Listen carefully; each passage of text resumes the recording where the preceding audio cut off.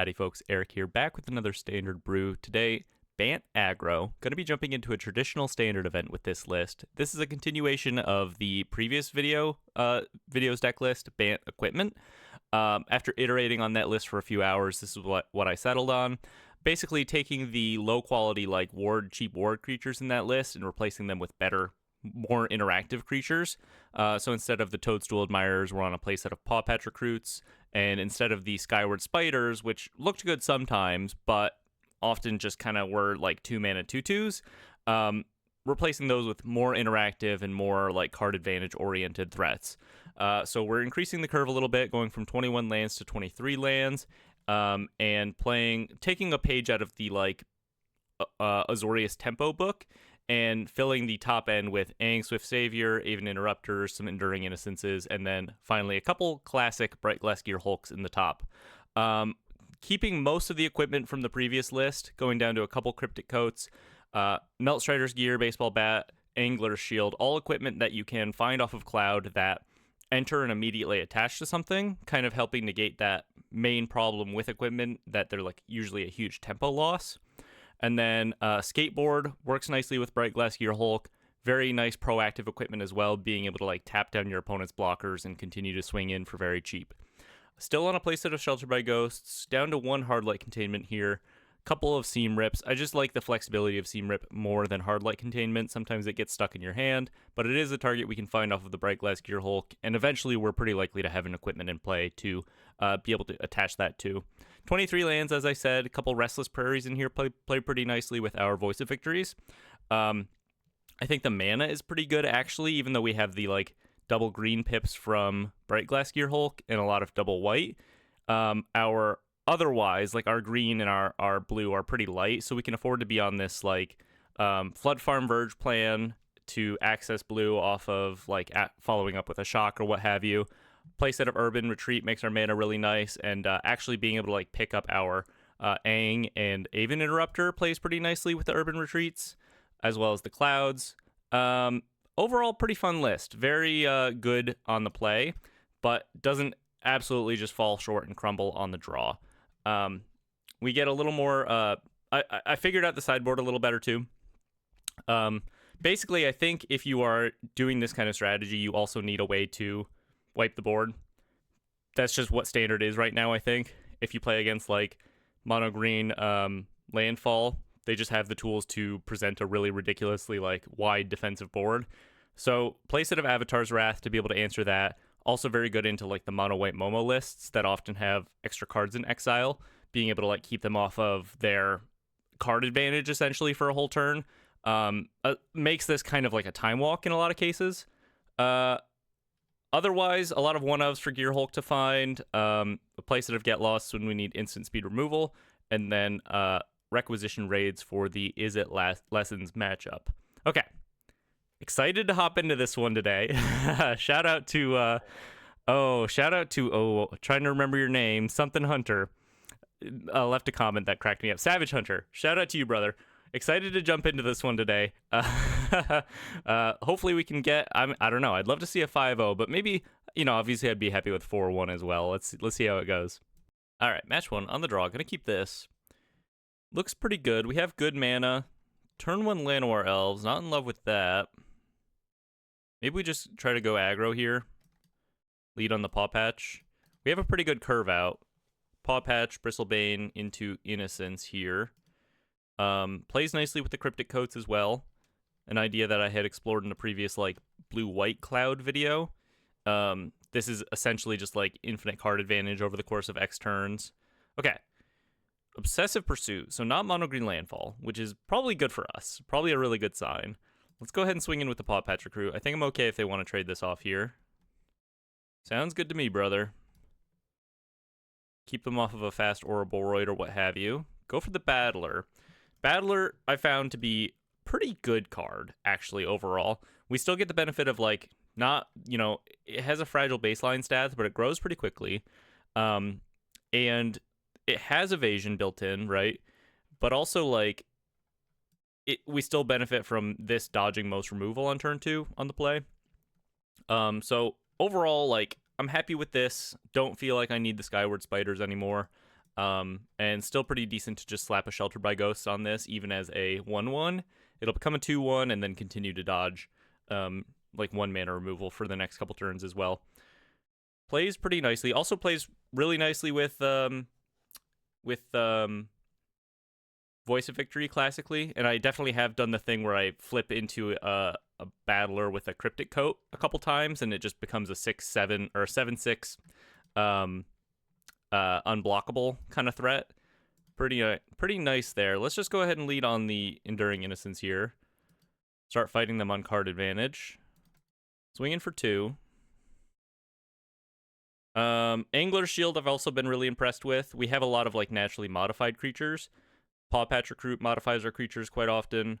But just like if I were to play this next turn on the Enduring Innocence and hit them, nice little draw 2, gain 4, so on and so forth. Looks pretty good. Opponent plays Esper Mardu for their turn. We draw Sheltered by Ghosts, which is really nice. Pretty annoying for our opponent here. Going to be swinging back for quite a lot of life. We get to permanently deal with the Esper Origins here. Swing in for a cool 5, gain 5. Pass it back to you. No redraw that turn, but looks okay. And then next turn we have Cloud, which will not only redraw off the Enduring Innocence, but find us like a skateboard. Ooh, which doesn't look very good into Leatherhead. Maybe I just go for the Cryptic Coat here. Get a redraw, and then I could swing in with the Battler. Like, if they want to trade, I think I'm okay with that. You know what I mean? Alternatively, I could play Cloud. Find my... Okay, actually, I like this. Let's play Cloud. Let's find the... Melt Strider's Gear. A nice little cheap buff. Immediately attaches to something. We can put it on the Enduring Innocence here. And then swing with 2 4-power creatures. And then if they want to trade, I'm kind of fine either way. Otherwise, they get to probably swing back for a pretty good life chunk, but at least this, like, keeps us in the game. You know what I mean?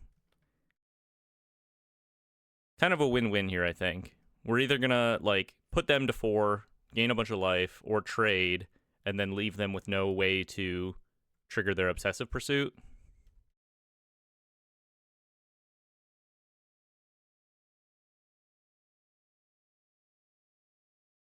Feeling pretty good about this.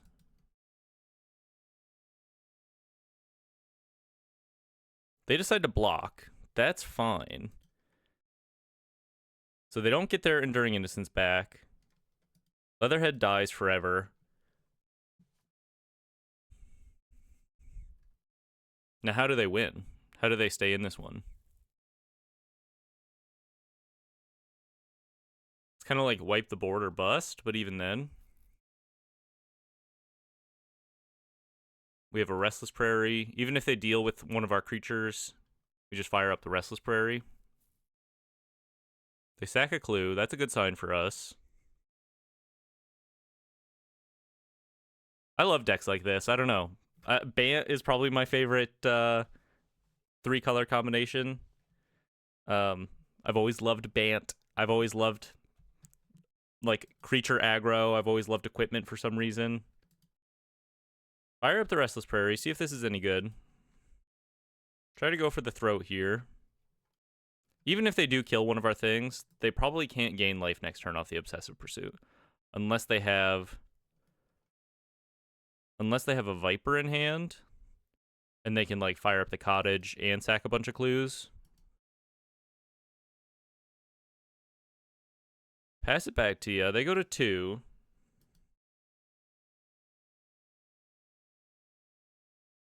We're at 33, so it's not like we're in immediate danger of dying to that swing anyway.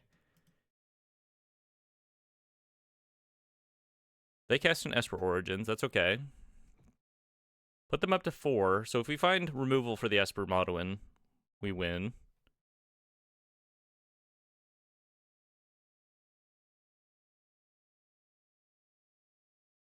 They reveal a Rise of Sozin.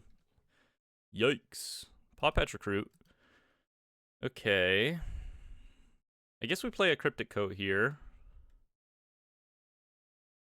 They have to block my Enduring Innocence. We play a Cryptic Coat. They have to block my Enduring Innocence. I could redraw into, like, Evasion here, maybe. Or a Skateboard would win. Voice of Victory. So now we swing in, and then maybe I just plan to pick up the Cryptic Coat next turn.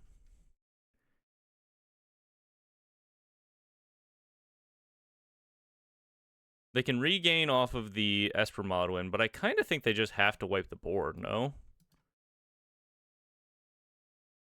They could give this lifelink. I kind of think they have to wipe the board.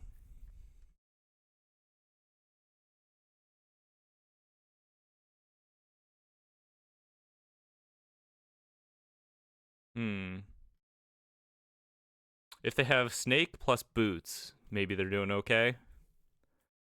And by Boots, I mean Skateboard. I don't think there's much of a reason to play Lava Spur Boots anymore, now that Skateboard's in Standard.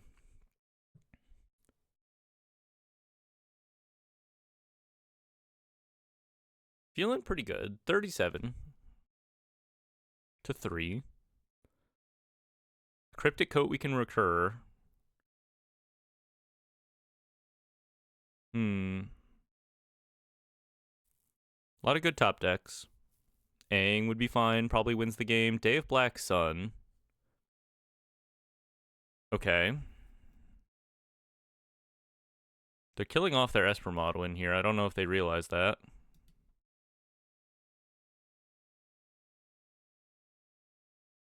Crack a Clue. Kind of felt like they did that and they didn't realize that their Esper Modwin would die. Pick up the Cryptic Coat. Let's replay the Cryptic Coat. Play a Voice of Victory and then pass again. Kind of force them to wipe the board again. I guess they kind of have to wipe the board anyway right here. I'm not sure that this matters. They might just die to their Obsessive Pursuit. They're at 2. They have to wipe the board. Okay. Seam Rip under here, so nothing to flip into, really.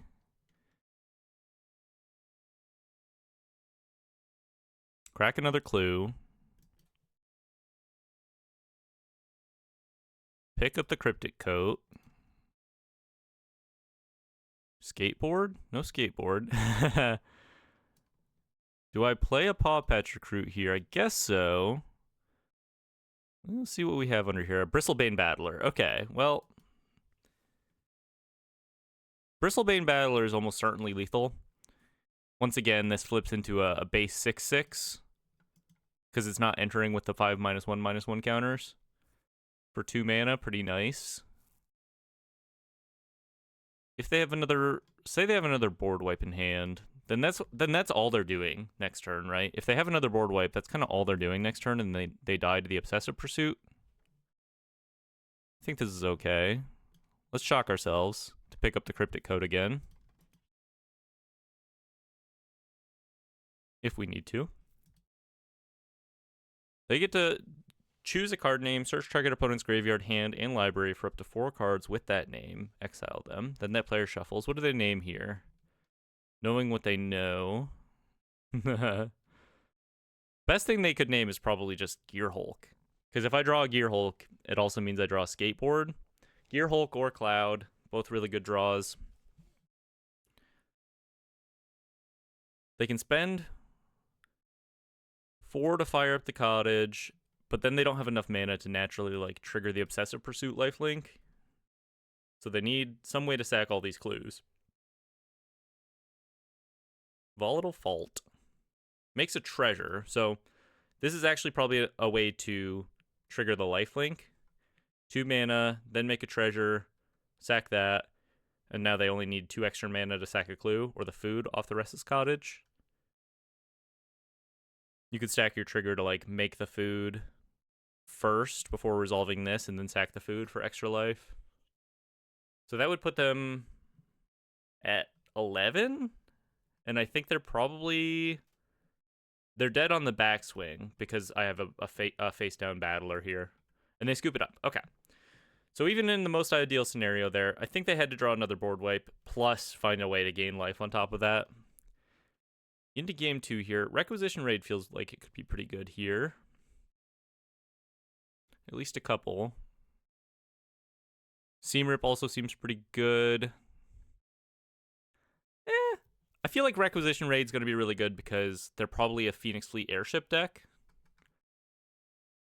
So I'm going to actually just go up on the 3 raids. We'll go 2 Seam Rips. Let's go down a couple Sheltered by Ghosts. And then Sheltered by Ghosts just a little worse on the draw, in my opinion.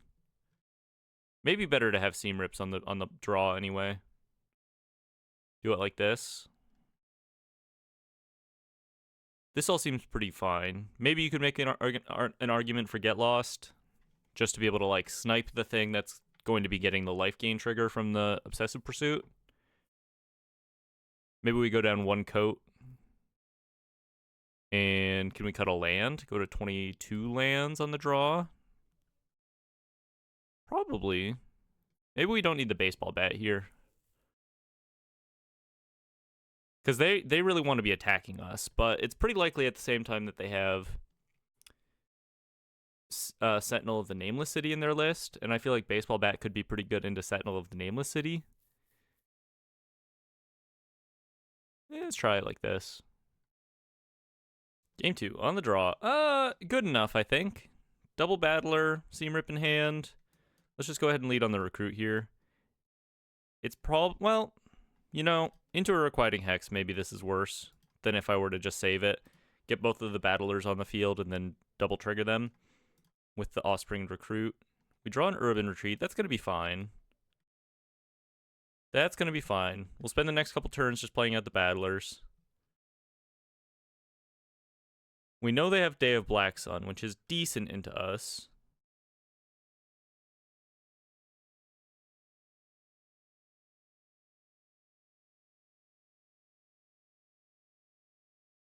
Okay, they fire off the Requiting Hex. No problemo. They spend their whole turn doing it. Let's just play another Battler here. We draw a Breeding Pool, which is nice. Let's just cast this Gear Hulk next turn if we want. Or Recruit plus Seam Rip. Yeah, I like this list a lot. I think it's super fun. It feels like a way to make green aggro work in Standard right now. To be honest, I haven't run into like Izzet Prowess a whole lot, but I got to imagine that matchup's pretty decent. Mono green landfall, otherwise gonna be a little rough until you get into the sideboard games. You could probably catch them off guard game 1, but if they have the play game 1 especially, probably gonna be a rough time. Let's just go for the Gear Hulk here, I think. Best use of our mana. Pretty solid guy. Maybe we grab a skateboard here. Maybe I just grab 2 more Paw Patch Recruits. It's kind of a classic move. Just grab 2 Paw Patch Recruits, flex on them. I think I like the skateboard, maybe another Paw Patch here. Trigger the Battler.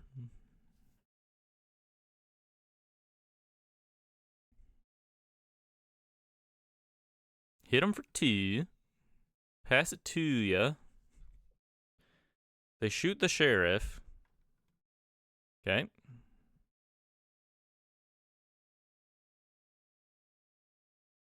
I think next turn I'm just offspringing the Recruits and then giving my rabbit a cool skateboard with which to like gloriously ride into the fields of battle on. They have an Ice Till situation going. Okay, that's a pretty nice combination with the Obsessive Pursuit. It's a pretty easy way to keep it triggering.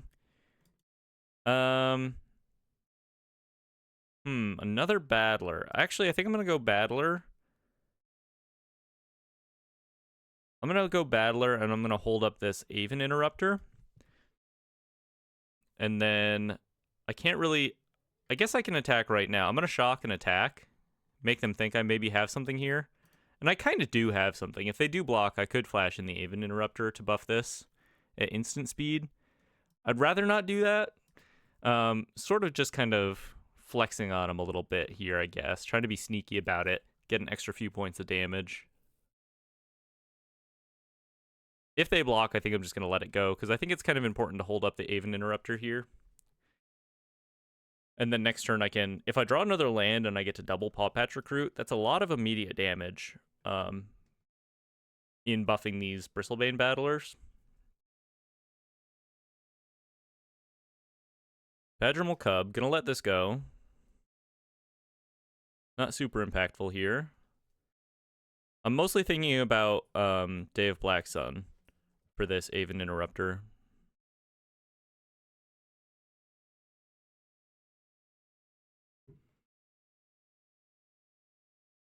They pass it back. Okay.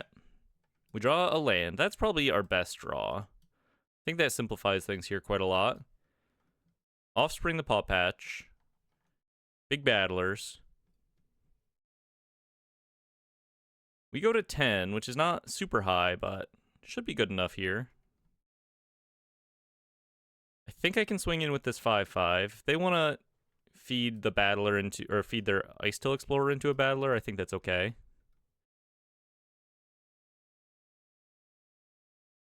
And this combination of like Recruit plus Battler, they just play really, really nicely together.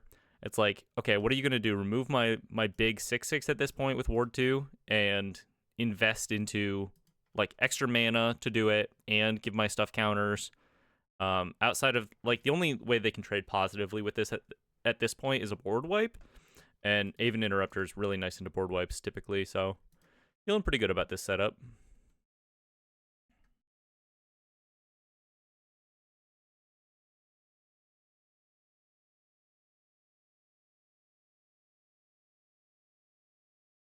They decide to crack the Fabled Passage.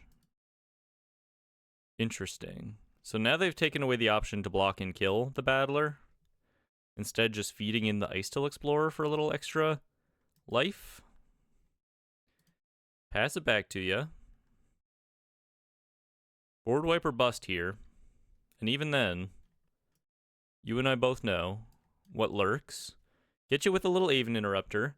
Should be GG. Alright, nice start. 1 and 0. Nice little 1 and 0 action. Interrupt that. Seam Rip the Cub. Offspring the Rabbit. For sure Z's lethal. Right? You can actually just do a cool skateboard. Do a cool skateboard. Tap down your Badgermal Cub. Do a cool Offspring. Make a couple rabbits, trigger the Battlers. Well, the Battler. At this point, this guy's a 6/6. Give haste to the Paw Patch Recruit. And even if their last card is like Requiting Hex, I don't think it does anything. In fact, I think it's actively bad for them to do it. Alright, nice start. On to the next one. Alright, match 2. On the draw. It's not a great hand. It's got a lot of good tools. We do actually have a creature here, so I'm going to keep it, but going to need a little help. Untapped mana is a good start, helping ensure that we get to actually cast this on turn 3, and we have a lot of good stuff to put on it. Just kind of a matter of what our opponent's up to. Best draw in this position probably is just like a Cloud or a Gear Hulk to keep things rolling. Gear Hulk to grab 2 Paw Patch Recruits. Turn to Deceit. No! I wonder what they're going to take. Okay. Little turn 2 Deceit action. Take the Shelter by Ghost. It's really good. See if my opponent can read. They take the Shelter by Ghosts? No way. They left me with a Cryptic Coat. They must have another Deceit or something. Or maybe they have a turn 4 Caballero to grab with the to grab the Cryptic Coat with. Wistfulness.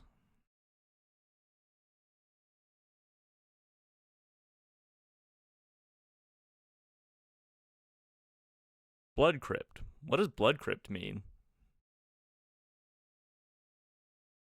I expected this to be like 4-color elementals. Do they play a Blood Crypt? Quieting Hex. Okay. Well, there's a Gear Hulk. That's a pretty good draw. Let's go over the Cryptic Coat here. Flip a little Paw Patch Recruit action. Not super irrelevant. Probably just better to have the Ward 2/2. But it could come up.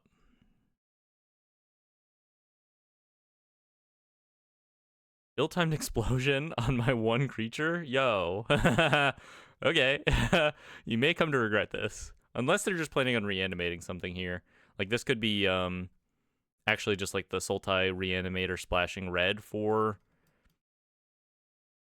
Vibrance, like casting Vibrances, I guess, maybe. They could just like discard an Archfiend here, set up their Caballero. Overlord. Yeah, go for a little Gear Hulk action.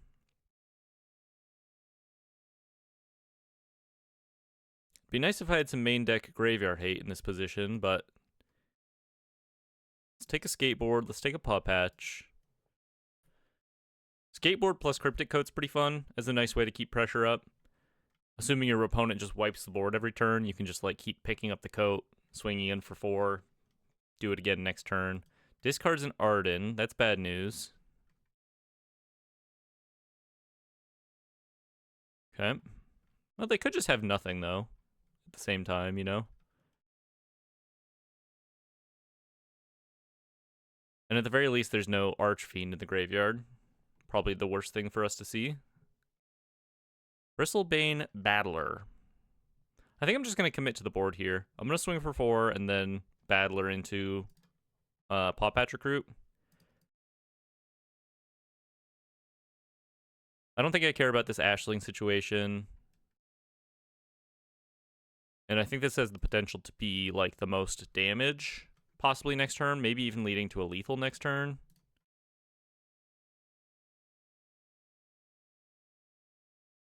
Because I can tap down any of the blockers they have. I can remove any blockers, right? This is 10, 11, 12. So if I draw like another Paw Patch Recruit or something, this is lethal. Ill-timed explosion. No. Okay, well. That's not ideal.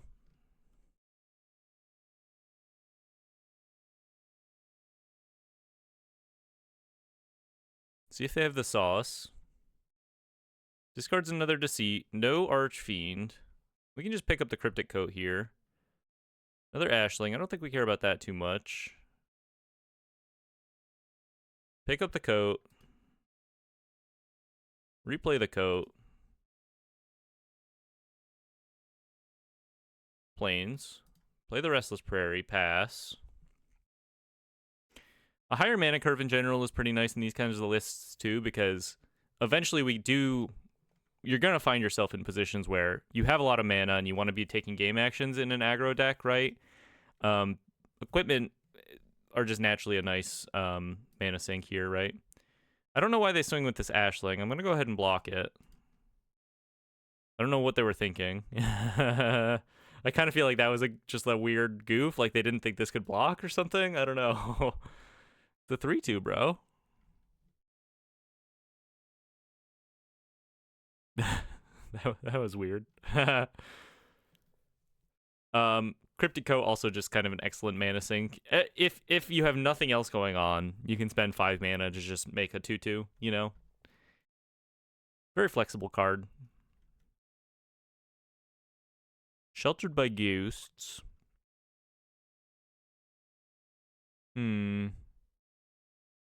I think I'm just going to spend my turn making a 2/2 here.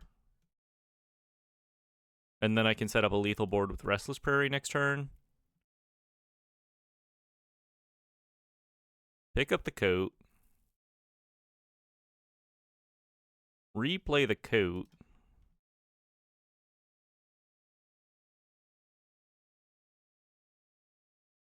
Voice of Victory, actually kind of relevant because I have the mana to fire up the Prairie and flip the Voice of Victory. And that alone is certainly lethal. See if they draw into their thing. Ill-timed explosion. Okay. I guess I should have maybe thought about playing the skateboard there. Because if I had played it, I could have picked up the coat, replayed it, and hit for 4. Discard another Arden. I'm kind of chilling, though. I don't know. Feeling kind of okay. They're at 8. Blood Crypt in exile. Bright Glass Gear Hulk from downtown. Surely it's the Gear Hulk. Grab a Melt Strider's gear. Grab a Paw Patch Recruit. We can play the skateboard. Tap down their Blood Crypt. Not that that really matters.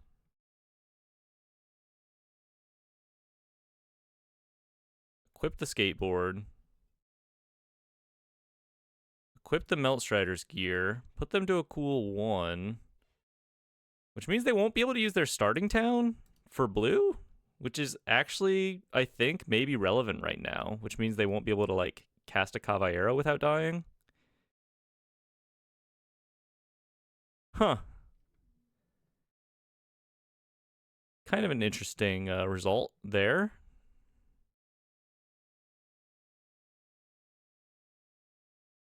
Big Dumb Hasty Gear Hulk with all the fixins. Just like Mama used to make. Just like Mama used to make when I was a wee lad.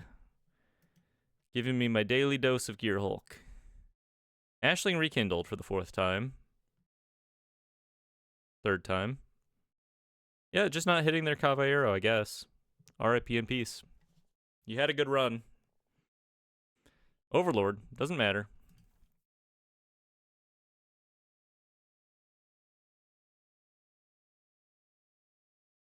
Does not matter. Scoop it up. Great. Okay. 1-0. And we get to bring in our Graveyard Hate, which is pretty huge. Bring the Rest in Peace. Bring the Soul Guide Lantern.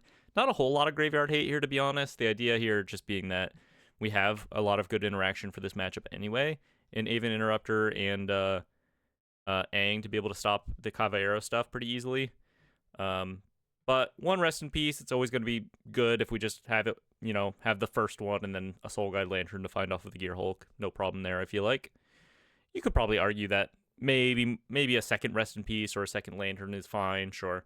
A lot of options here. I'm more so worried about, like, winning in the mono-green landfall matchup, for example, which I think is going to generally be one of our harder matchups, as just sort of a very fair creature deck that's likely to get outpaced. Like, we can keep up with Lessons and this kind of deck with just the other kinds of interaction that we have. Okay. Otherwise, what else do we want? Avatar's Wrath could be okay if they do manage to do the Archfiend thing, but it didn't necessarily even seem like they were on Archfiends. Not entirely sure. Let's go down a couple Shelter by Ghosts and just run it back like this. All right. Not the best hand in the world, but good mix of lands and spells, proactive, so on and so forth. Gonna keep it.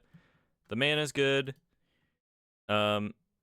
Shelter by Ghost, maybe not super relevant here, but actually kind of good to snag an early Ashling. There's the Bringer of the Last Gift. I kept saying Archfiend. I never know what this card is called. When I said Archfiend all of those times, I meant this card specifically. Bringer of the Last Gift.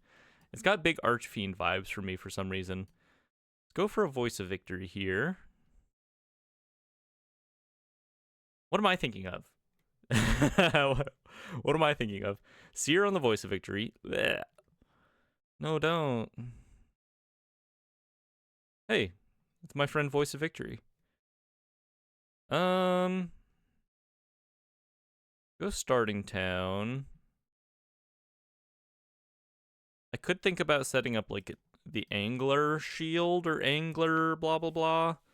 Anglers something something to draw next turn. Probably just better to get the Voice online here. Skip on the skateboard. If they do the reanimation thing, it's pretty good, but not unbeatable with just the Archfiend or the Bringer of the Last Gift in the graveyard. Pyroclasm. Great, dog. Do people like read cards? I don't. What's going on here? Voice of Victory, classically vulnerable to Pyroclasm.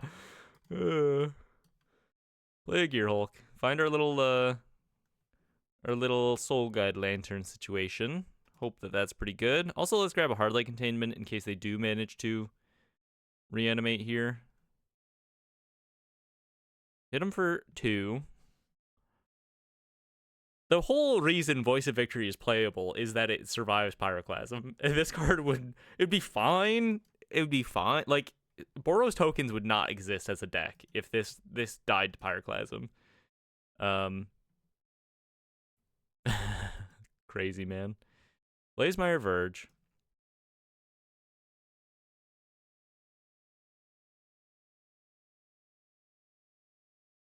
Deadly Cover-Up. Okay. And they exile their Archfiend. Or the... Oh my god. I need to rewire my brain. my neural paths are so fucking fucked up with that card. Okay. So, the Bringer of the Last Gift is in exile. So I can't exile it with Soul Guide Lantern. I might as well just hold on to the Soul Guide Lantern then, I feel like. Because if I just put it on the field, they could, like, Wistfulness it. I think it makes a little more sense to delay the Lantern. Let's just get the Cloud going.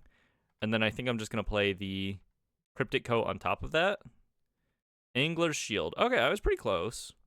Is that actually exactly what I said? Angler's Shield? Play the Cryptic Coat. Nice little value play. Pretty nice board here for 5 mana and 1 card, essentially. Ooh, little Voice of Victory under there. Not so bad.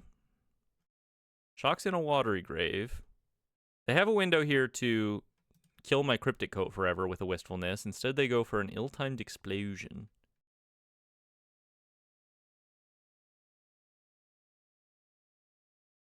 Discard a Wistfulness. Leave me with... Ooh. I think I just do this, no?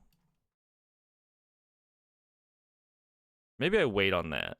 I could just go for the Soul Guide Lantern, manage the Wistfulness out of their graveyard, and then if they have another Wistfulness to deal with one of these graveyard hate permanents, I get to at least cycle my Soul Guide Lantern and then hit them with the Rest in Peace afterward. I think that all looks pretty good. Let's just pass here. Could think about getting the skateboard on the field once again. Probably better to do that in this position. There's a Deceit. See what they decide to target here. They target the Cryptic Coat. It doesn't matter if I bounce this back to hand, but it is kind of funny, no? Yeah, okay. You can put it back in my hand. Got to assume they're taking the Rest in Peace here, but they take the Cryptic Coat. Okay. They've decided they don't care about my graveyard anymore. Pawpatch Recruit with a cool skateboard on. Tap down the Deceit. Play the Pawpatch. I think I'm just going to Hardlight Containment this Deceit.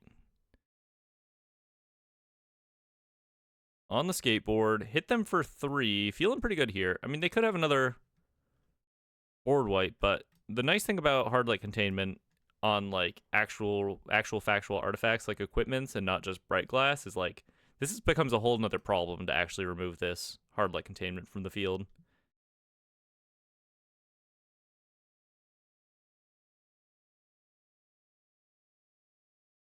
Board wipe won't do it. All right, I think we're going to win this match. I don't see why not. Restless Prairie on the field means we kill them in, like, 2 turns. Hard casting a Wistfulness. Oh, no double green. Okay.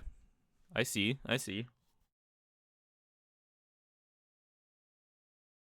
Discards a land, plays a land.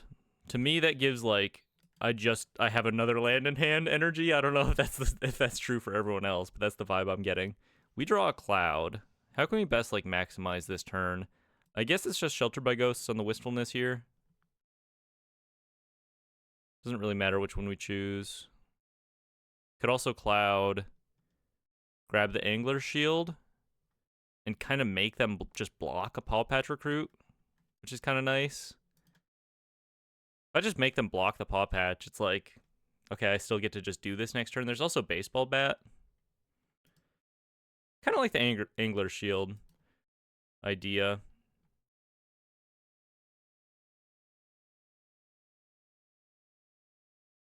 It's kind of win-win either way, right? Either I get like a free kill on this Wistfulness, or I draw.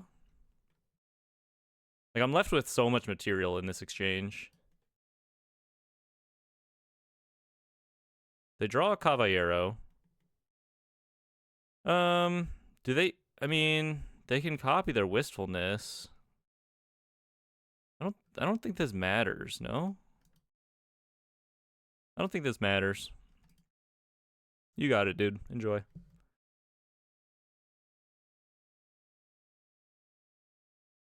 They might just go for the Ashling, maybe. 4/4 Ashling. Okay.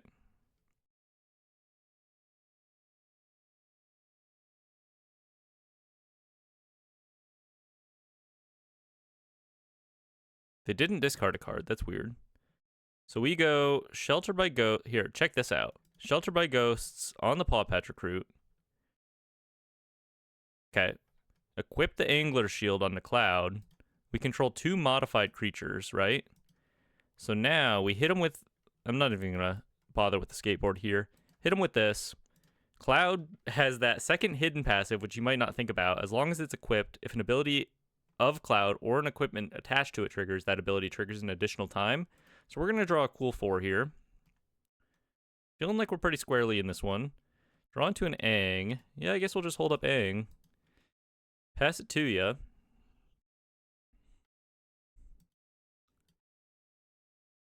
All right, good game. Nice 2-0 start. A nice 2-0 start with a pretty fucking sick deck. Not gonna lie, I really, really like this list. It's the kind of list that I would totally jam in paper. I don't own Starting Towns, weirdly enough, but maybe someday. Maybe someday I'll decide to shell out a few bucks there. On to the next one. Also, Cloud is like a $20 card for some reason, and it sees no standard play. That fucks me up a little bit. I feel like it's like a real damn shame, because it'd be a fun, I don't know, $10 I'd probably own some, but it's just got to be people getting into Magic that love Final Fantasy and are like, I'm gonna play EDH. Oh, I can use Cloud from Final Fantasy. Oh my god, which is fine, but at the same time, like, I want affordable game pieces, you know. Let's mulligan this hand. This is pretty good. I think we can skip on the Cryptic Coat. I think that makes sense to me. Or maybe we skip on the Hard Light Containment.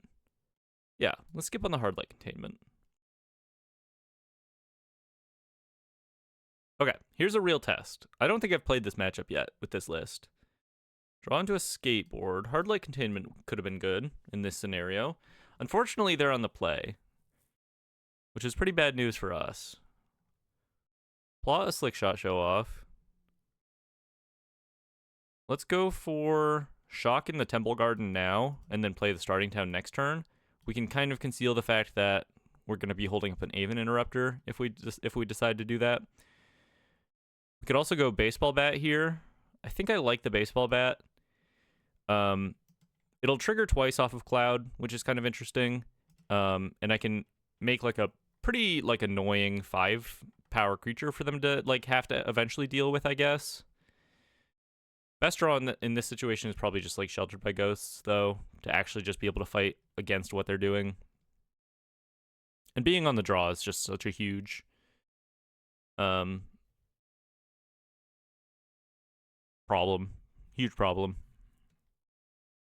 No blocks. What you got?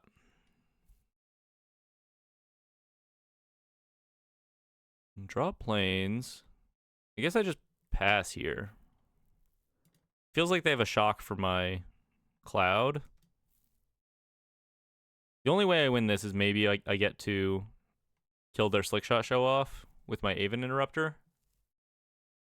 But I just don't think this is like that winnable on the draw outside of like I sneak through a Shelter by Ghosts somehow.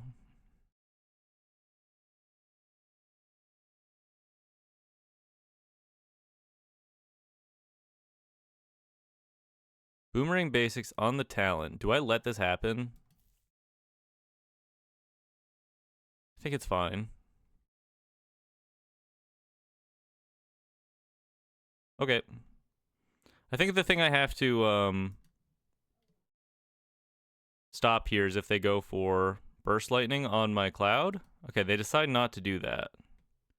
Yeah, I guess this makes the most sense for them, actually. Because now they can save the Burst Lightning for this Aven Interrupter, and I'm just dead.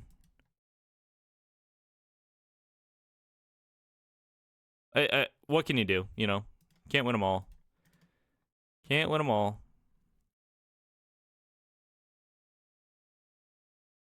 Yeah, I don't have any tools to get back into this one. I'm just going to scoop it up. Pretty crazy start for our opponent, but we get to be on the draw this time. Bring in the Seam Rips. Bring in the Unable to Screams. Avatar's Wrath can be good. I think it's probably worth having at least a couple. And then Get Lost. I understand that Get Lost is instant speed, but giving them maps I think is a pretty big detriment in this matchup. I think let's make use of the fact that we're on the play here. Keep in a more aggressive idea with the Shelter by Ghosts and like our cheaper creatures. Let's go down a Gear Hulk. Yeah, let's cut the Avatar's Wraths, actually. Let's just make use of the fact that we get to be on the play. Baseball Bat, probably a little small potatoes here. Actually, I think I'd rather have the bat than the skateboard for the stat buff. Yeah, I think this is okay. Looks okay to me. On the play. Okay. Good enough, I think. Early Seam Rip. Pretty good early creatures here. We draw a Breeding Pool, which is actually pretty nice. Let's go for the Breeding Pool. Gonna shock it in eventually anyway. Also lets us kind of maybe be a little sneaky about our Aven Interrupter if that's the path we want to go down. They sear the Voice of Victory, fine. Draw a Cloud. Let's go Cloud and let's just grab the Melt Strider's Gear. This also gives reach, interestingly enough. So if they were to like just run out a Slickshot show off, it wouldn't look that good. And ultimately, this is just a 1 card, right? 3 mana, 4/2 reach, which is okay. It's not great, but it's also, you know, Cloud, right? It finds other things. But in this situation, not the worst, like, turn 3 play. Sleight of hand. They could shock it.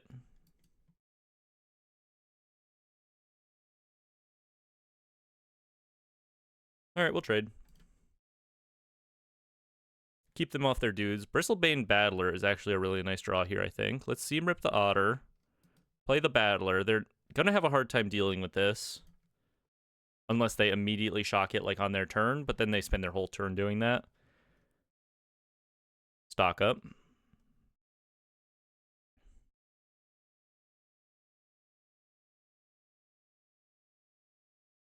Ang.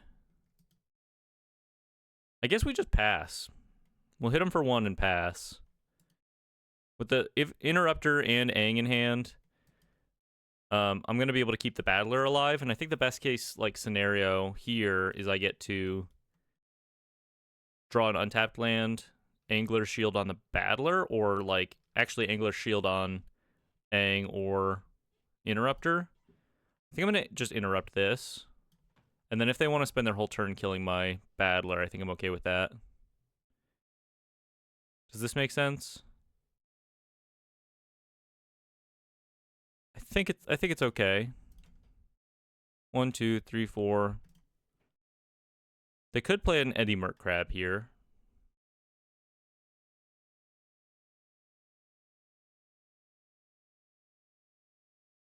Cuts back on some of their options with the talent. If their whole turn was like play the talent and activate it. They're looking at bounce off on the seam rip. Another reason to plot the talent is like if they have a handful of bounce off, it's not good against what we have, right? If they spend their whole turn bouncing my battler, I'm feeling okay. They just pass. Interesting. Okay. We do draw a land for the Angler Shield. I think I'm just gonna hit them and hold up the Ang here though. Continue to be kind of annoying on that axis. Eddie Merc Crab. Go ahead and Ang this. Buff the Battler here. And putting this into the... Okay, they have a shock for the Aven Interrupter, or a bounce off. That's fine too, actually. Airbend the Crab.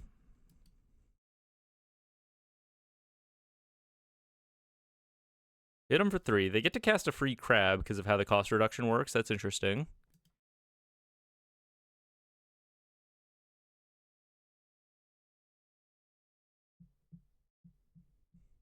They kind of have to do it now, otherwise I get to interrupt it. They're leaving my battler alone. Could be a problem for them eventually. Not confident that I'm necessarily going to win this game. They have a lot of good tools.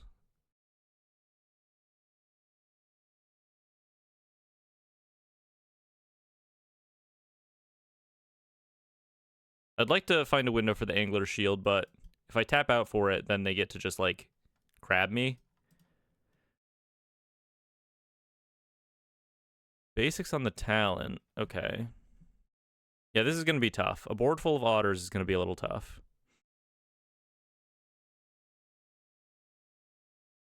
Okay, they're just going all in here. That's pretty funny. Is it even good? I don't know. Is it good?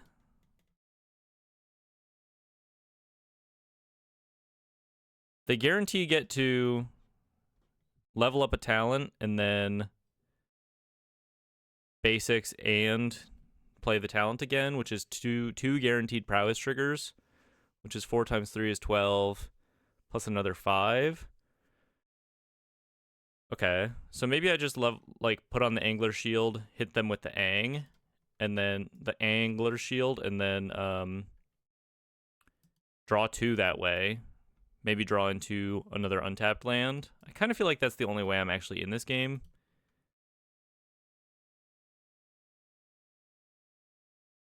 Kind of think that's the only way I'm actually in this game.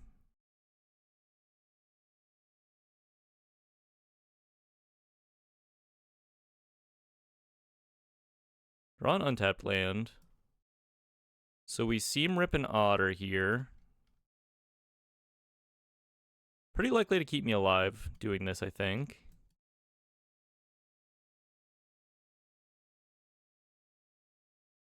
They can get 2 prowess triggers, but I can block the crab.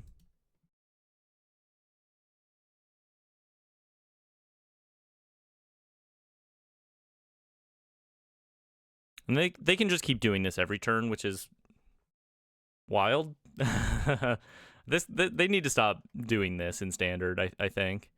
It's just like the inevitability of this like card that's actually just really good on turn 1 anyway is pretty annoying. I think I'm gonna block an otter here. 9,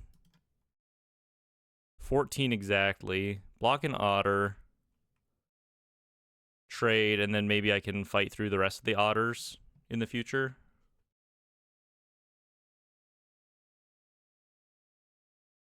They have some effect. Secret identity. Okay. Can't win them all. 2-1. On to the next one. All right. Match 4. On the draw again. Not complaining too much. 2-1 so far. Pretty good hand here. Fanatical Firebrand. Well, double Shelter by Ghosts with the Battler looks pretty good into this. Let's lead on a tapped Breeding Pool here. Turn 2 Plains Battler. Turn 3 Shelter by Ghosts. I mean, you can also do the thing where you like play the Voice of Victory first, swing, and then get a faster big Battler that way. That might be worthwhile. That might be worthwhile. It feels like I'm likely going to be able to swing in with the Voice of Victory with how they're playing out if they'd like go for this guy. Exactly what I was thinking of, but I couldn't remember the name. Howl Squad Heavy. So they have to swing with this. They also swing with the Firebrand? That's weird. That's weird, no? Eat the Firebrand. Draw another Shelter by Ghosts. So, play a Battler. Play a Starting Town. I'm gonna... yeah, I'm gonna wait on the Skateboard. In case they play, like, Oyer Axonil, I want to be able to tap that next turn. Bring the Battler to a 3-3. Shelter by Ghosts is really all that matters at this point anyway. Making a, like, pretty big Ward 4 Battler here with Trample is gonna ruin their day unless they're on main deck Sunspine Links. Not super likely. Mountain. Seam Rip. So they can deal with the Battler, spending their whole turn doing so. Okay. Probably a good idea for them to do this. Maybe next turn we go Cryptic Coat then. And then we'll have like an unblockable Ward 4 Shelter by Ghosts guy. I could also just Shelter by Ghosts the Seam Rip right now. Actually, that seems pretty good. I have a whole lot of them in hand. Might as well start using them. Shelter by Ghosts the Seam Rip. Swing. Gain a couple life. Buff the Battler again. And now we're kind of back to where we were. And then if they have a Seam Rip for my voice, they'll get their Seam Rip back. But they won't be able to also eat the Battler unless they have another land. So they need like land Seam Rip to completely beat my board here. There's land. Owl Squad Heavy Part 2.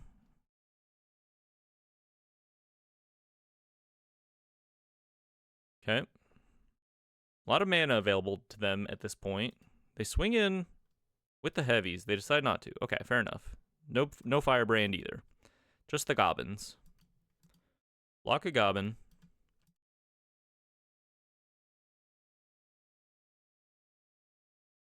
They have infinite mana now. We draw an Ang.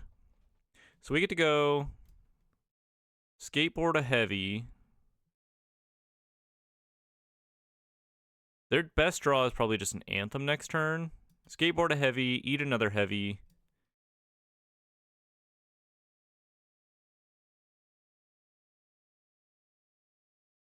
They have to attack me.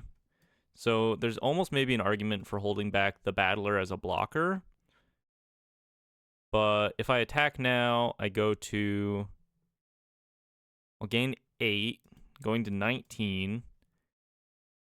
If they draw War Leader's Call, they'll have 6 creatures on the board, so 6 extra damage, plus 1 from the Goblin entering is 7, plus 8, 9, 10, 11, 12, 13. So I'm not dead to this. Unless they have like Lightning Helix or the 2-mana instant that makes 2 goblins at instant speed as their last card. They're blocking the Battler. They might not realize it has Trample.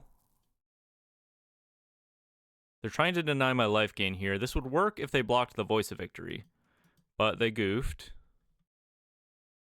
Got Trample. Read the card.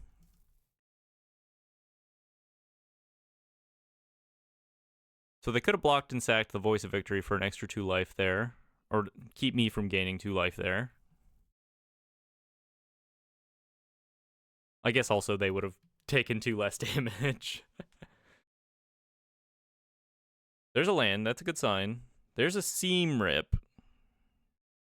But at this point, because my Battler has a Shelter by Ghosts on it, they can't do the, like, get the Voice of Victory and the Battler in one fell swoop. They kind of have to pick and choose here. Probably makes sense to grab the Battler. Get another Howl Squad Heavy. Pretty good chance for them to win the game at that point. They could actually seam rip the Shelter by Ghosts on my Voice of Victory. Get another seam rip and then seam rip the Battler. That's probably the best line.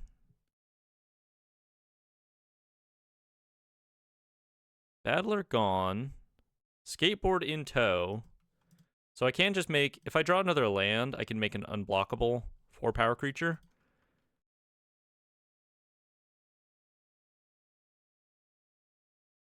With haste, importantly.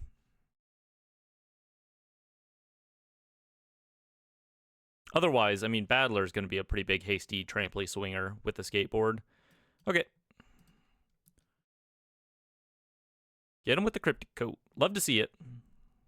From downtown. Whee! Oh, it's Cloud. All right. All right. Love to see it. Little Cryptic Coat hasty action. Fun list. Bring in the Avatar's Wraths. Seem pretty good here. I kind of almost maybe want the Requisition Raids. I feel like we live or die by whether or not they have War Leader's Call. Unable to Scream, kind of good here. Probably Seam Rip is just better, though. Unable to Scream, it's probably worth bringing in. Let's go down. Baseball Bat, a lot of tokens. Let's go down a Cryptic Coat. Maybe just both of them. We'll leave the first one in. Let's go down the Angler's Shield. I feel like this is not that likely to be a successful play with all the blockers they're able to generate. Cut a Cloud. Cut an Aven Interrupter. I feel like Gear Hulk, yes. Aven Interrupter, Aang, maybe a little less so. Especially because they also have... Let's just go down all of these. All of the Aven Interrupters, at least. They have, they're going to be on Voice of Victory. So not being able to, like, flash in to disrupt their turn 3 play is probably not the best idea. Let's bring in the Requisition Raids, though. Pretty likely that they're not going to interact with our boards too much, so...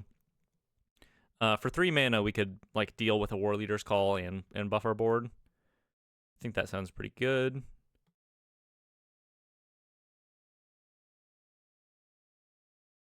And we'll just go to 1. Let's try it like that. Could think about the Get Losts. I don't know. Doesn't seem super necessary. I know Get Lost hits enchantments. Shout out Stebo Bebo. I do know Get Lost hits enchantments. It's just like, generally speaking, I feel like Get Lost is not that good into aggro.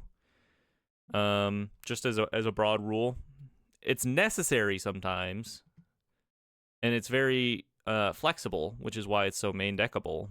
But it's not that good into aggro, especially aggro decks that have a lot of creatures. Like, if it's like mono white enchantments or auras aggro or whatever, obviously you bring in the Get Lost because the creature count is relatively low, and there's a pretty good chance you're going to 2-for-1 them, so on and so forth. Into like a tokens aggro list, they're actually probably pretty happy to have the maps, to be honest. Pretty good hand here, though. Probably thinking about turn 3 Enduring Innocence into turn 4 Battler plus Shelter by Ghosts. They might just spend their whole turn shooting my Battler with the Firebrand, which is actually maybe not the worst idea.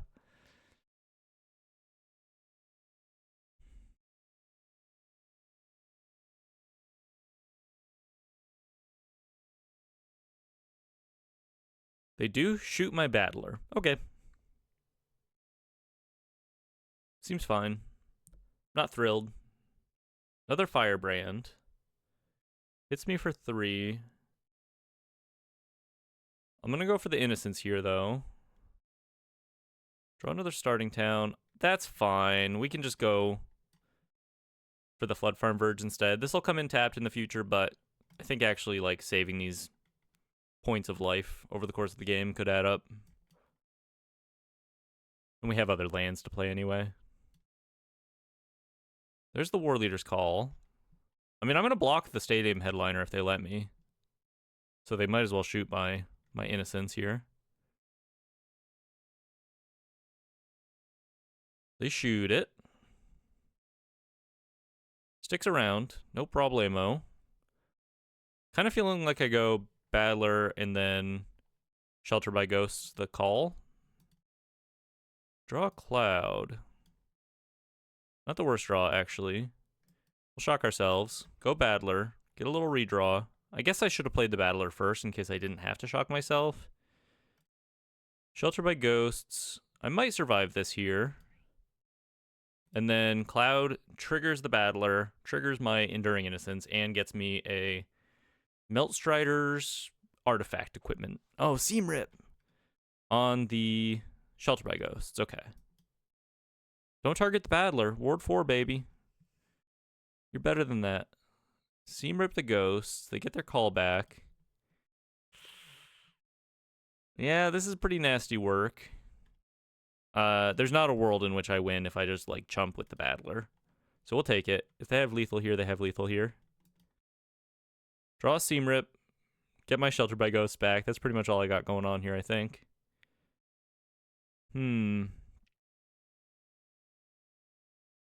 Well, let's play the...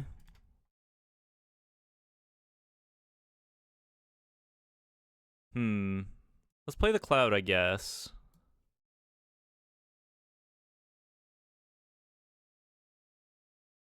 The only way I win here is if I redraw into, like, a way to remove this Seam Rip.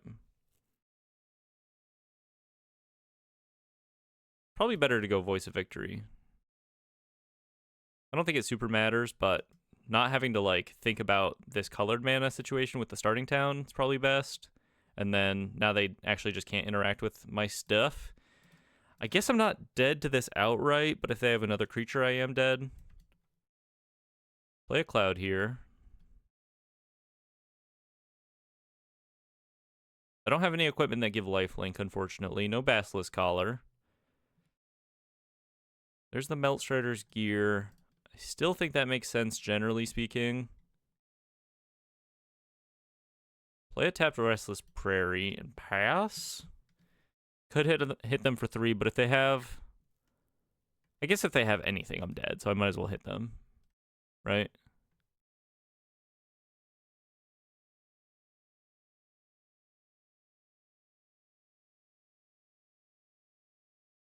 Oh, they just have this Dalkavan encampment. Okay, they also have this, which kills me. Okay. Fair enough. Fair enough. On the play for Game 3. Feeling pretty good about this matchup generally, though, especially on the play. I feel like that's a big difference. Bring in more raids. They seem pretty good. Being able to answer their Seam Rips and stuff, there's a lot of flexibility there. Let's go down a couple Wraths on the draw here, or on the play here. I think that makes sense. I think that makes sense to me. On the play. Okay. Bristlebane Battler on the play. Huge difference compared to on the draw into the Fanatical Firebrand. Like, they have to have it turn 1 to be able to ping me down. And if they don't, I'll just, like, turn 3 Shelter by Ghosts and kind of avoid their removal for a long time. No blue mana for the Ang, but I do like the double Shelter by Ghosts, so I'm going to keep this. Lead on a Prairie. Mountain. Don't Firebrand me, bro. No Firebrand, and we draw an Urban Retreat, which is nice. Turn 2 Battler. Don't Fire Magic me, bro. There's probably no reason that they would be on Fire Magic. And we actually get to exile something with the Shelter by Ghosts. That's kind of huge. And we draw a Voice of Victory, which is nice. Opting for this because now they can't really deal with the Battler. They can deal with the Shelter by Ghosts, but... Wreck Raid in hand simplifies that for us. Gonna be pretty hard for them to come back from this position, I think, outside of, like, actual factual Pyroclasm right now, which they just wouldn't have. They do Seam Rip. Best draw right now is probably just a land. Cloud. Maybe I Shelter by Ghost the Seam Rip. And then Shelter by Ghost the Sharpshooter. And then I have Ward 6 on a Battler. And that doesn't lose to a whole lot.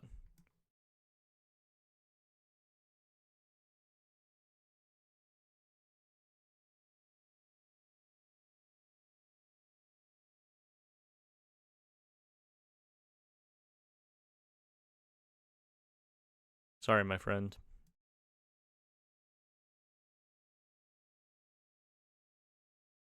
Hopefully this is good. Hopefully this is some kind of good.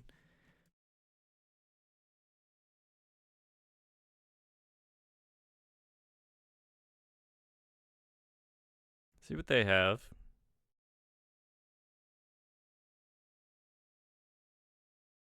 They do eventually start blocking me if they, like, get up to 4 mana and play an Axonil. But I can deal with more of their enchantment-based removal. Wreck Raid. Okay. On a little Seam Rip action. Kind of the old switcheroo. Seam Rip the Ghosts again, and we're kind of back to where we were. We, however, draw a land, which is a big deal. It lets us go Voice of Victory into Wreck Raid the Seam Rip. I could wait a turn, but I think it's just more important to get this down now. Extra layers of protection onto the battler, more lifelink. And now, if they don't deal with the Voice of Victory, this is threatening to buff my Bristlebane Battler beyond... Buff my Bristlebane Battler beyond... big. Something like that. Howl Squad Heavy. Yeah, don't care about the heavy. Sorry, my friend. Hit you with the Ang. And that ought to do her. I don't think this is lethal yet. I didn't really do the math, but it's going to be close. 5. No, puts him to 1. Do you have Slagstorm? I mean, even then. Do you have Day of Judgment? Like, if they have Day of Judgment, which they don't, but if they did, it would be pretty good. Howl Squad Heavy.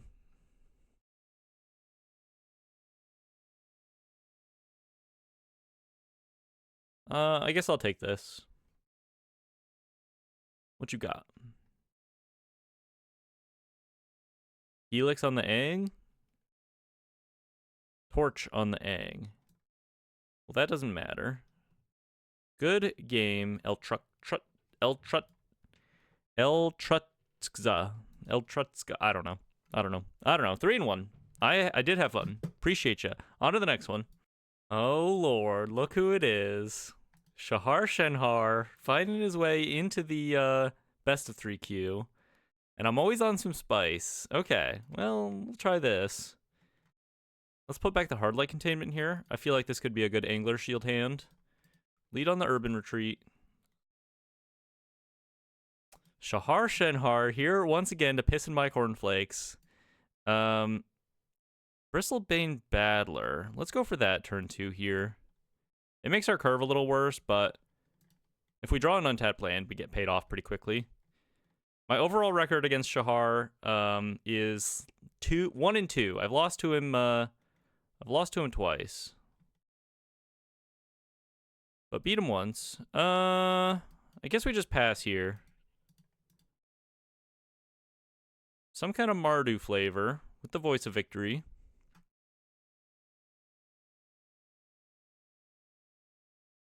Hyro, okay, that's cool.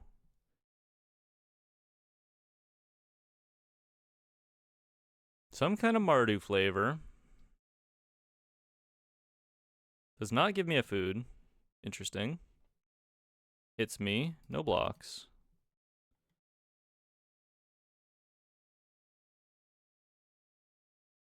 I guess what I do here is I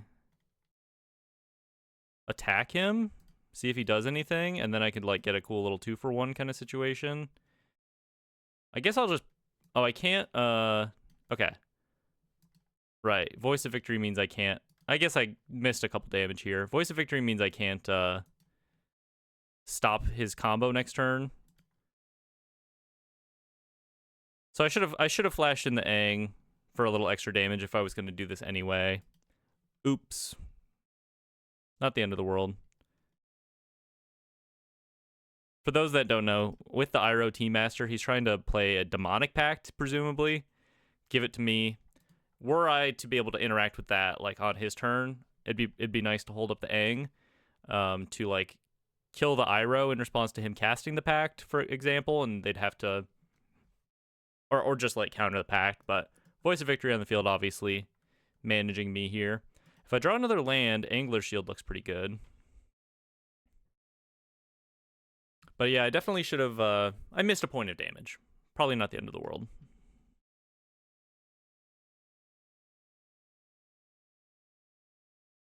Iroh Part 2 from hand. Giving me a food this time.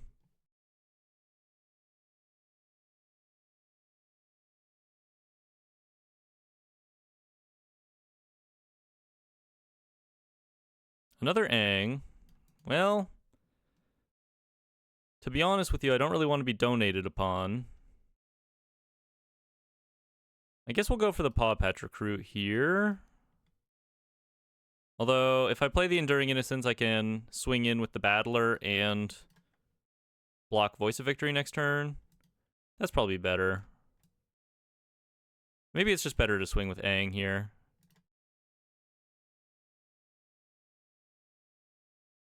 Don't pact me, bro.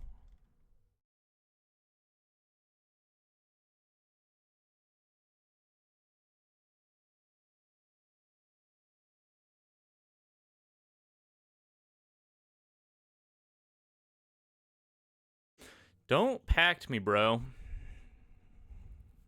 I'm focused up now. I want to seal the deal with this 4-1. And it feels like a very fitting last final match. It'd be fun to overcome this matchup. He's on something a little spicy too, so definitely have a chance here. Definitely have a chance. No more Simic or a Boroid for Shahar.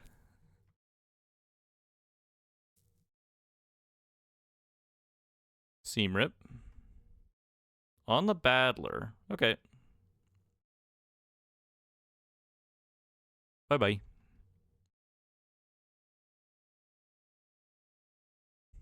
Gives me my Seam Rip for sure. It's pretty funny. Or gives me the Seam Rip. Thinking about swinging in. Hits me with the Voice of Victory. Okay.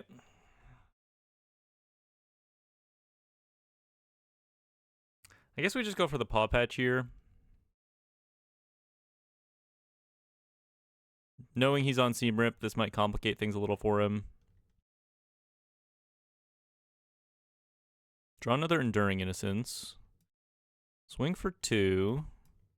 Play a tapped Breeding Pool, pass. We've been fading his 4th land drop for a little while now. We'll see how much longer we can continue to do that. He's creating quite a reasonable board in the meantime.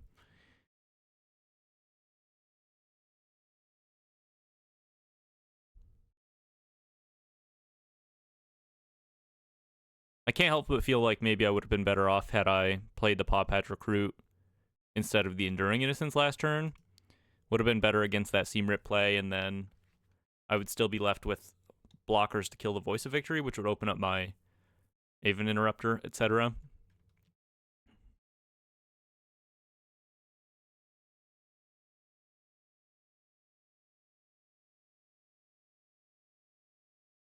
Goes for the Iroh.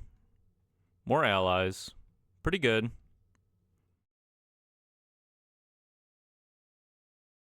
And they're big. Swing it in. I guess I have to kill the Voice of Victory here. Just being on this idea. Do I also have to kill this ally? What could he have? Like, if I double block the Voice, Requiting Hex is fine because I'll outgrow that. I guess I just blocked an ally at this point.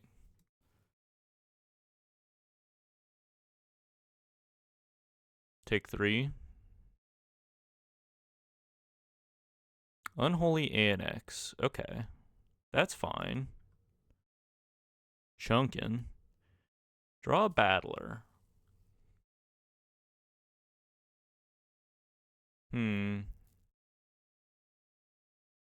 I have material with which I can water bend the Aang Swift Savior, which is kind of interesting.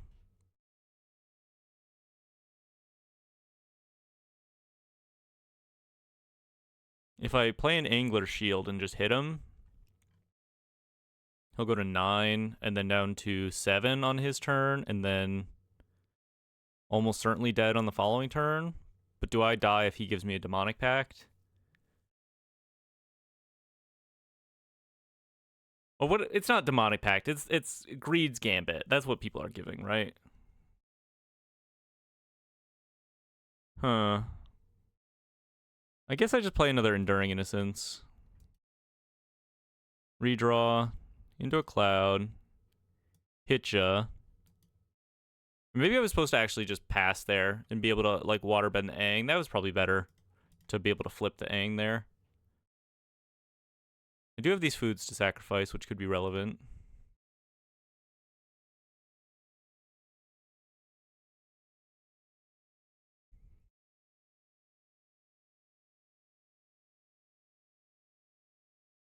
Yeah, I don't think I'm playing this the cleanest I've ever played a game of Magic in my life. Well, there's the Greed's Gambit.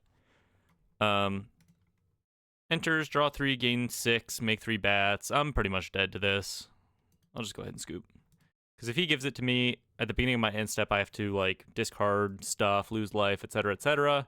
I just don't have. I'm not in a position to be able to beat this. Basically, he's too far ahead on life. He's too far ahead on life. Okay, well, at least we know what we're playing against. Let's bring in the Rec Raids. Generally pretty good here, I think. Well, maybe not. It's good into the Unholy Annex. I think we just want the playset of Get Losts, at the very least. Seam Rips for Voice of Victory. Unable to Scream, pretty decent. Avatar's Wrath could be good too, depending on their kind of board. Maybe we'll bring in the Avatar's Wraths on the draw, and just once again just be the aggro here.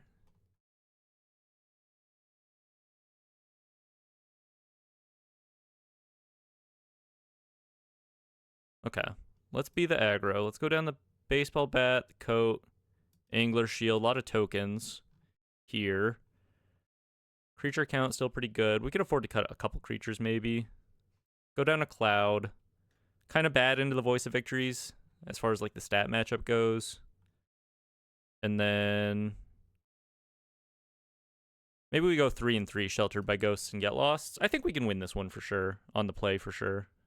All right, on the play. Pretty good opener here. I like that we have an Unable Scream with a blue source. I like the early Voice of Victory and the Enduring Innocence. That's a really nice engine here. Pretty much everything we could want, I think. It's ours to lose, so let's try to win this one. And then if we make it to game 3, bring in those Avatar's Wraths to try to manage their tokens and shit.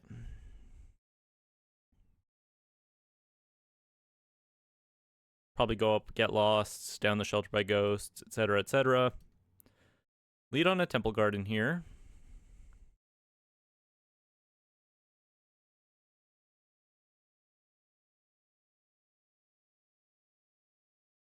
Swamp. Voice of Victory. Draw a skateboard. Maybe not the best. Best draw now is just an untapped source. Nowhere to run. Okay. My Nemesis. Urban Retreat. Not complaining about that too much. Let's skip on the skateboard for now.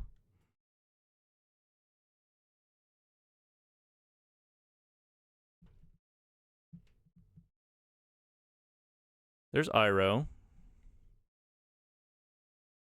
Still, I would like another untapped source. Probably just going to give me the food here, no? He gives me the nowhere to run. Interesting. Draw into a Battler. Pretty good draw here. Let's go for the Battler. Let's Unable to Scream the Iroh.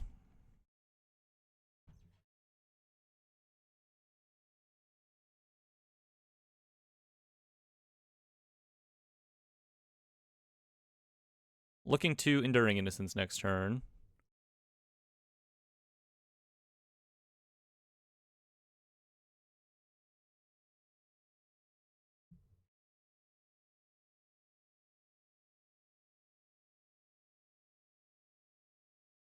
He might just play another Iroh here. Do a little Legend Rule shuffle.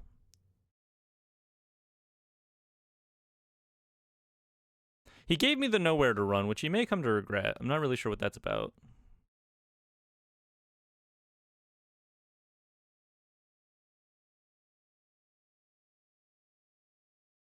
Beseech the mirror. Okay.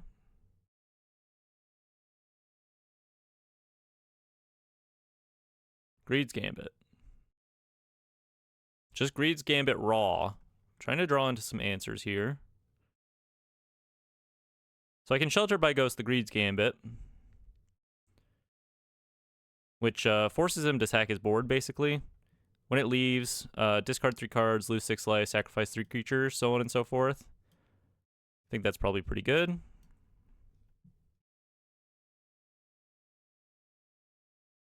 Importantly, making him discard 3 cards. Now, if he has another nowhere to run, I think he's feeling kind of okay about this, but still. I'm feeling kind of okay as well. I get to skateboard, tap down a blocker if they have one, if they leave one behind here.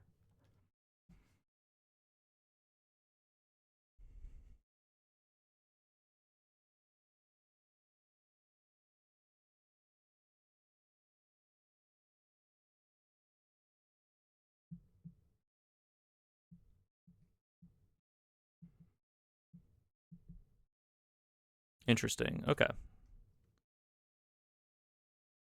Got to assume he's going to leave the bat. He leaves a bat.